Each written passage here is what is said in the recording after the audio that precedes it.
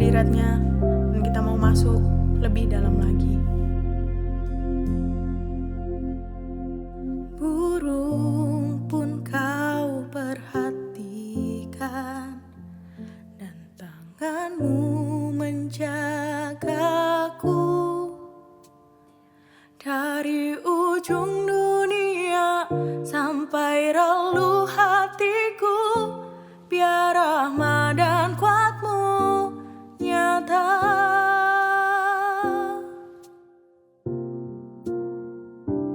Kau memilihku Tuhan, semua malaikat tahu. Untuk kemuliaan-Mu menjadi saksi-Mu, penuh kasih dan anugerah-Mu. Dan ku berlari padamu, pada firman-Mu.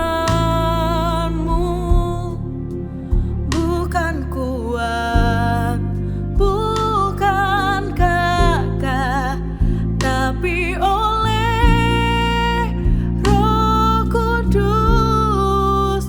Dan ku kan berlomba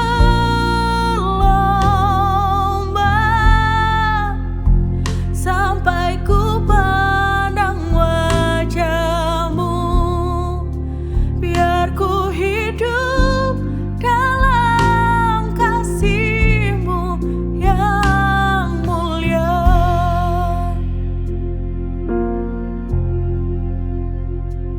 Kau memilihku Tuhan, semua malaikat tahu.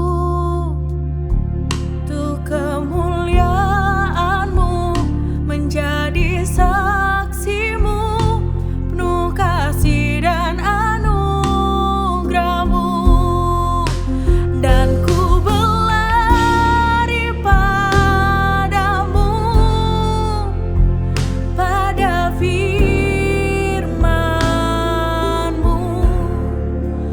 Bukan kuat, bukan gagah, tapi oleh Roh Kudus.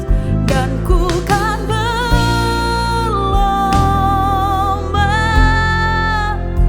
sampai ku pandang wajah-Mu, biar ku hidup dalam kasih-Mu yang mulia.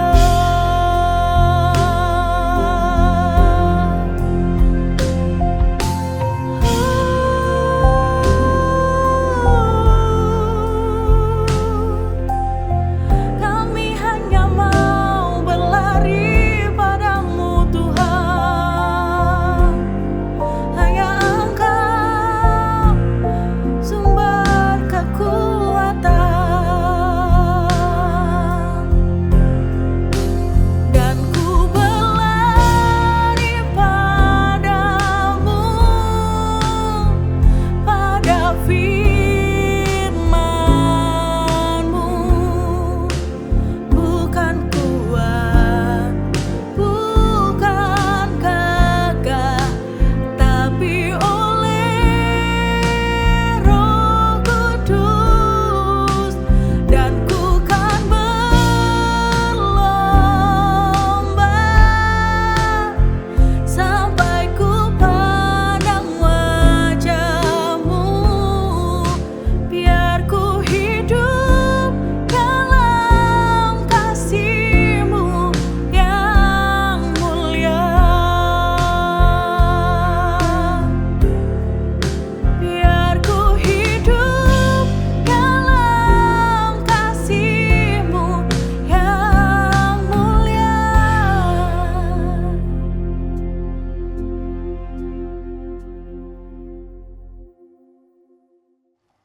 Selamat pagi Bapak Ibu Saudara sekalian dikasihi Tuhan, senang sekali bisa berjumpa kembali dalam program Morning Worship pada pagi hari ini. Pada pagi hari ini saya akan sedikit membawakan renungan firman Tuhan untuk kita semua, menguatkan kita semua. Saya beri judul Kuk Pemulihan. Ya, Kuk Pemulihan. Saya ambil di dalam Matius pasal 11 ayat 29. Saya bacakan, "Pikulah kuk yang kupasang dan belajarlah padaku, karena aku lemah lembut dan rendah hati, dan jiwamu akan mendapat ketenangan." Ya, saya ulangi lagi. "Pikulah kuk yang kupasang dan belajarlah padaku, karena aku lemah lembut dan rendah hati, dan jiwamu akan mendapat ketenangan." Saya percaya semua orang ingin mendapatkan ketenangan. Semua orang ingin mendapatkan kedamaian, ya.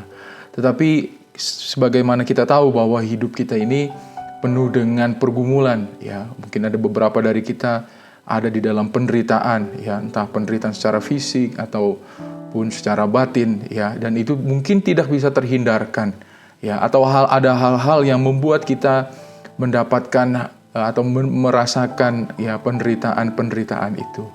Nah, pada pagi hari ini Tuhan Yesus mengatakan, "Pikulah kuk yang kupasang dan belajarlah padaku, karena aku lemah lembut dan rendah hati, dan jiwamu akan mendapat ketenangan." Ya, Bapak Ibu, kalau kita tahu bahwa kalau kerbau atau sapi dipasangkan kuk, dia akan menjadi tidak bebas, ya. Secara logika, apa yang dikatakan Yesus itu mungkin seperti kontradiksi di dalam pikiran kita. Kita merasa bagaimana memikul kuk, terus kita harus belajar, ya, dari seseorang yang lemah lembut dan rendah hati. Bagaimana saya bisa bebas? Bagaimana saya bisa menentukan? Bagaimana saya bisa melakukan apa yang menjadi keinginan saya? Begitu, ya. Ya, kalau kita belajar, kuk adalah palang kayu dengan jepitan vertikal yang memisahkan kedua binatang penarik. Ya, Bapak Ibu tahu kalau di sawah ada kerbau atau sapi untuk menarik, dan itu untuk menarik beban. Dan kuk di dalam Alkitab dipakai untuk menggambarkan memang sebuah kesukaran hidup, ya. Kita tahu bahwa memang kita itu masuk di dalam kesukaran, ya, masuk di dalam suatu pergumulan, ya. Kita tahu bahwa manusia sudah jatuh di dalam dosa. Oleh karena itu dia harus berusaha, dia harus bekerja, ya, untuk bisa menghasilkan, supaya dia bisa makan, supaya dia bisa menghasilkan sesuatu, supaya itu bisa menjadi kehidupan di dalam kehidupan seorang manusia, ya. Memang kuk itu digambarkan seperti yang menjepit kita, ya. Tetapi kalau kita baca lagi di dalam Matius pasal 11 ayat 29 ini adalah, "Tetapi belajarlah padaku, karena aku lemah lembut dan rendah hati." Bapak Ibu, Yesus datang ke dunia ini bukan untuk menjadi raja yang bersenang-senang, ya. Dia diperintahkan oleh Bapa untuk menanggung dosa umat manusia. Kita tahu dia akhirnya mati, ya, dan juga memang bangkit, ya. Tetapi inilah yang Yesus mau ajarkan kepada kita, gitu, ya. Ya, memang betul kita di dalam pergumulan di dunia ini, di dalam penderitaan di dalam dunia ini. Tetapi di sini Yesus mau menawarkan kepada kita kuk, ya. Atau kita belajar dari Yesus, ya, dikatakan aku lemah lembut dan rendah hati. Supaya kita mau belajar kepada Yesus yang mau merasakan penderitaan, ya, pergumulan, ya. Dia meneladani. Memang betul, mungkin kita merasa ini bukan kewajiban saya, atau kenapa saya harus seperti ini. Tetapi disinilah kita bisa belajar, ya. Karena ada salib, disitulah ada kemenangan. Karena ada salib, disitulah dosa itu dihapuskan. Karena ada salib, ada pengorbanan dari seseorang bernama Yesus. Bapak Ibu, mari kita renungkan, ya. Mungkin kita merasa tidak adil, merasa di dalam keterpurukan, ya, terpojok. Mungkin bergumul sendiri, sedih sendiri. Tetapi Yesus mau mengatakan, kuk yang kupasang, ya. Mungkin penderitaan ini Tuhan izinkan kepada kita, ya. Tetapi di sini dikatakan, aku lemah lembut dan rendah hati, dan jiwamu akan mendapat ketenangan. Mari Bapak Ibu, Jangan kita bersusah payah, ya. Saya juga merasakan, saya juga bisa merasakan. Saya dan saudara adalah sama-sama manusia. Saya dan saudara juga sama-sama orang yang berdosa. Saya dan saudara juga orang yang merasakan kasih-Nya Tuhan justru. Ya. Ada beberapa nasihat firman Tuhan di dalam Matius pasal 26 ayat 41 dikatakan, berjaga-jagalah dan berdoalah supaya kamu jangan jatuh di dalam pencobaan. Dikatakan di sini, roh memang penurut, tetapi daging lemah. Ya. Roh memang penurut, tetapi daging lemah. Tetapi daging selalu ikut kuk perhambaan di dalam dunia. Ya. Selalu akan sedih, selalu akan bersungut-sungut daging ini. Tetapi di sini dikatakan roh memang penurut. Ya. Oleh karena itu berjaga-jagalah dan berdoalah. Ya. Belajarlah kepada Yesus. Yesus ketika dia malam mau disalibkan, dia berdoa. Ya, dia menenangkan diri, dia menyerahkan apa yang menjadi kehendak Bapa. Ya, dan inilah yang diinginkan Tuhan. Ya. Di dalam yang kedua, yang di dalam 1 Petrus pasal 4 ayat 1 dikatakan, jadi karena Kristus telah menderita penderitaan badani, kamu pun harus juga mempersenjatai dirimu dengan pikiran yang sedemikian. Ya. Ya. Di sini dikatakan Kristus telah menderita penderitaan badani. Kita tidak merasakan penderitaan seperti Yesus disiksa dan disalibkan.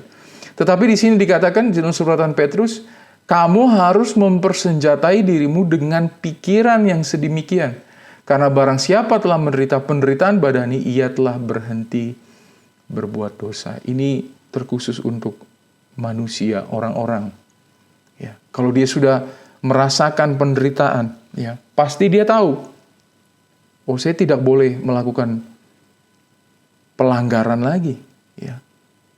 Karena saya tahu apa rasanya penderitaan itu, penderitaan badani. Ya, ya mungkin kita saat-saat ini di dalam penderitaan badani, mungkin kita belum sadar, tetapi di sini dikatakan, ketika kita merasakan penderitaan badani, seharusnya meskipun kita tidak merasakan penderitaan di kayu salib, ya, tetapi kita harus sadar bahwa disinilah kita harus berhenti berbuat dosa. Ya. Di dalam ayat 2, di dalam 1 Petrus pasal 4, dikatakan, supaya waktu yang sisa jangan kamu pergunakan menurut keinginan manusia, tetapi menurut kehendak Allah. Ya. Yesus hanya bisa mengatakan, aku lemah lembut dan rendah hati. Dan dia tunjukkan, ya, sebelum dan sesudah di dalam kayu salib. Ya. Dia tidak berontak, dia tidak menggunakan kekuasaannya sebagai Tuhan untuk melawan, tetapi dia mau tunjukkan bahwa disinilah, ya, disinilah kita bisa mendapatkan ketenangan ketika kita mau belajar. Ya. Kita dikasih kesempatan, anugerah oleh Tuhan meskipun kita berdosa. Ya. Segala sesuatu itu pasti mendatangkan kebaikan untuk kehidupan kita. Meskipun mungkin sampai saat ini kita juga belum bisa menerima. Tetapi percayalah, ya, sama seperti suratan Petrus katakan tadi, ketika kita sudah merasakan penderitaan badani, ya, dikatakan di sini ia telah berhenti berbuat dosa. Jangan sampai saudara, penderitaan badani kita ini memaksa kita terus, mengajar kita terus ini sampai kepada akhir dan kita tidak sadar, saudara. Ya. Akhirnya kita menjadi sesuatu yang sia-sia. Tetapi di sini dikatakan, Kristus telah menderita badani, kamu pun harus mempersenjatai. Kita persenjatai dengan pikiran. Apapun yang kita hadapi, apapun yang kita pergumulkan saat ini, gitu ya. Ini mendatangkan, ya, suatu kebaikan untuk supaya kita bisa mengerti bahwa kita bisa stop dari, ya, perbuatan dosa. Ya. Supaya kita bisa mengerti bahwa ini loh anugerah kasih Tuhan, waktu yang Tuhan berikan kepada kita supaya kita bisa berhenti berbuat dosa dan kita bisa belajar dan kita bisa mendapatkan ketenangan. Bapak Ibu, kalau orang di dalam penderitaan, di dalam kesusahan, pasti dia tidak tenang. Orang di dalam dosa pun juga seperti itu. Tetapi ketika kita sadar, kita tahu mungkin ada penderitaan-penderitaan. Saya tidak menuduh Bapak Ibu berdosa, ya, terhakimi atau seperti apa, tetapi tidak. Tetapi inilah yang menjadi nasihat firman Tuhan, supaya kita stop berbuat dosa. Kita belajar dari orang yang berkata lemah lembut dan aku rendah hati, supaya kita bisa mendapatkan ketenangan. Oleh karena itu, belajarlah dari kuk pemulihan. Apapun yang kita hadapi saat ini, kita percaya bahwa itu akan membawakan pemulihan bagi kita semua. Puji Tuhan, selamat pagi dan tetap semangat. Mari kita berdoa. Bapa di surga, kami mengucap syukur atas segala kebaikan, kemurahan-Mu. Lalu kami sudah menerima firman-Mu pada pagi hari ini, mengingatkan kami Tuhan Yesus. Biarlah Tuhan, apapun yang kami hadapi, penderitaan, pergumulan Tuhan Yesus, biar itu mengajar kami Tuhan Yesus, untuk bisa lebih hati-hati lagi Tuhan, menjaga diri Tuhan, supaya kami tidak terjeblos di dalam dosa Tuhan Yesus. Tetapi makin kami mengerti Tuhan akan kasih karunia-Mu Tuhan. Kami makin mengerti anugerah-Mu begitu besar di dalam kehidupan kami Tuhan. Memberikan kesempatan kami Tuhan Yesus untuk bisa Tuhan berkenan Tuhan hari demi hari di hadapan Engkau. Dan kami percaya kasih-Mu, Roh Kudus, firman-Mu Tuhan yang menguatkan kehidupan kami Tuhan Yesus. Terima kasih Tuhan Yesus, kami terima firman-Mu dan kami hadapi hari ini Tuhan dengan sukacita, semuanya di dalam nama Tuhan Yesus Kristus. Haleluya. Amin.